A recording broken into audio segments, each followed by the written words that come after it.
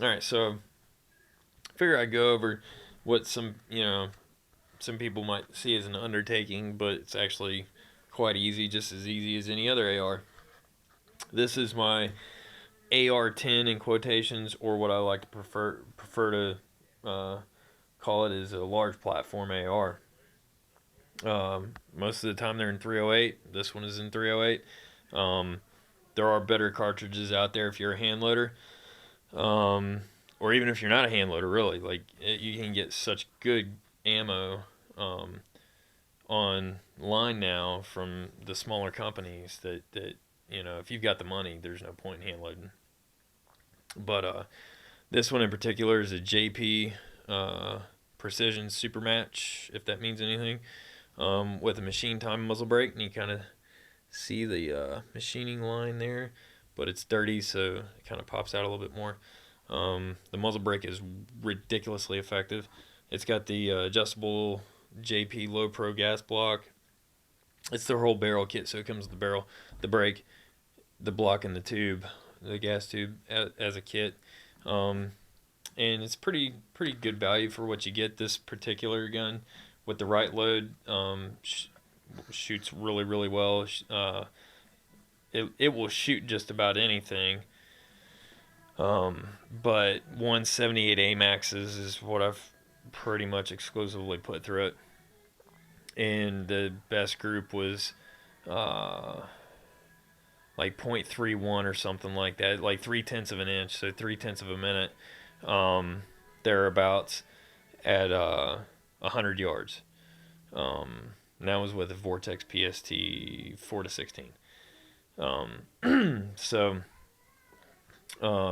shoots really well.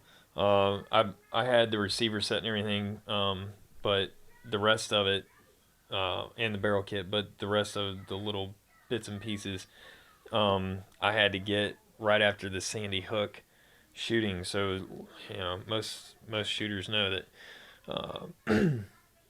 stuff was really hard to come by. So I had to kind of settle on this Troy handguard, and it's not bad. It's just got some sharp edges and stuff I don't really care for. And it's got the old method of clamping on a barrel nut. But it's a tactical machine receiver set. Fulton Armory bolt, which I'm pretty sure is just a DPMS, which I haven't had any issues with. I really hate DPMS stuff. I think it's crap, but I could be wrong. But the bolt carrier, and then also the JP set comes with a headspace bolt. So the bolt is headspace to the barrel itself. Supposed to increase accuracy or whatever. Whether it actually does or not, I don't know. Because I've got other guns that you just throw a bolt in there and they shoot great.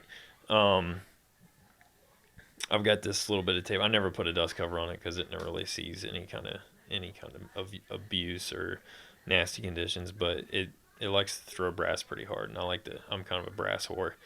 I'm picky and stuff, so I don't like to get my brass dinged up. So, and then it's got a Magpul ACS. I have ran it out. You can see my depth right here, 900 yards, and I've ran it out that far. It's an 18-inch light contour. They consider this light, and I can measure real quick.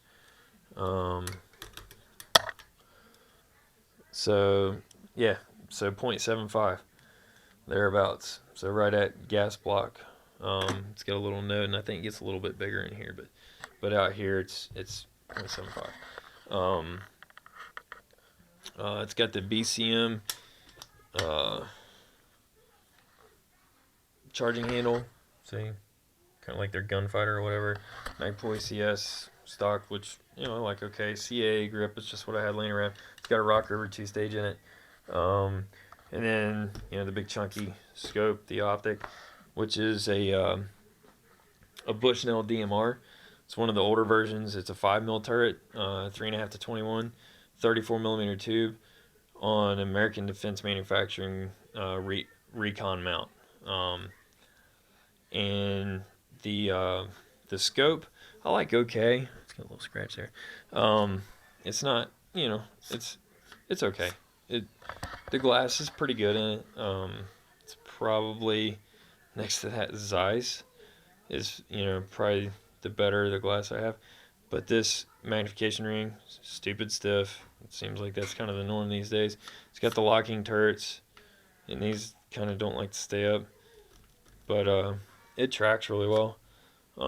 It's got the coin slot so you can re-zero it. You don't need tools and stuff.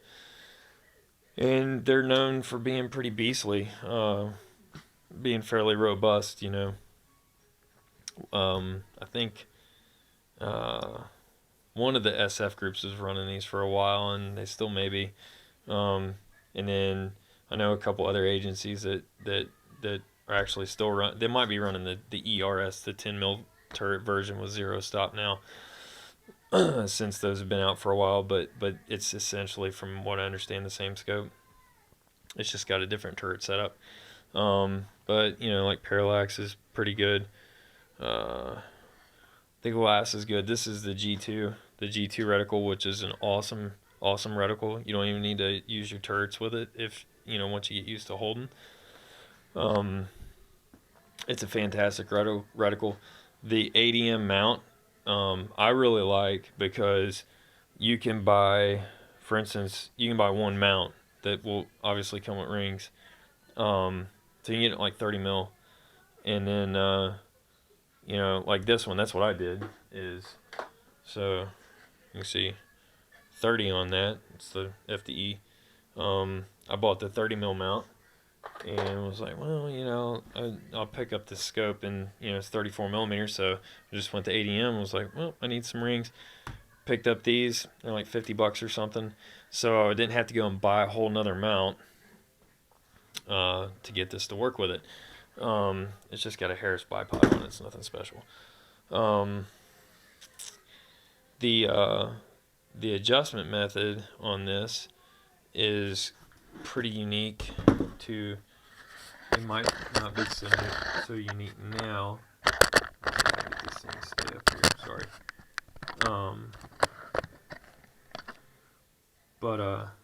So like I've got it pretty tight, but they don't. So the LaRue likes to jack up your rail, and it's got a crazy return to zero. I was absolutely astonished. I took this entire gun down, put it back together, and this was actually with the PST that I had on it.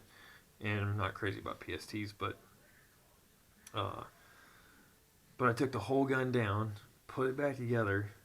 I mean, took the barrel and everything, took everything apart, and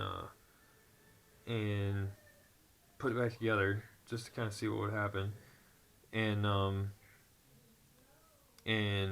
it absolutely returned almost perfectly to zero. I was absolutely astonished, and I just have it marked with blue pen or blue marker, and I've got marked on the receiver too.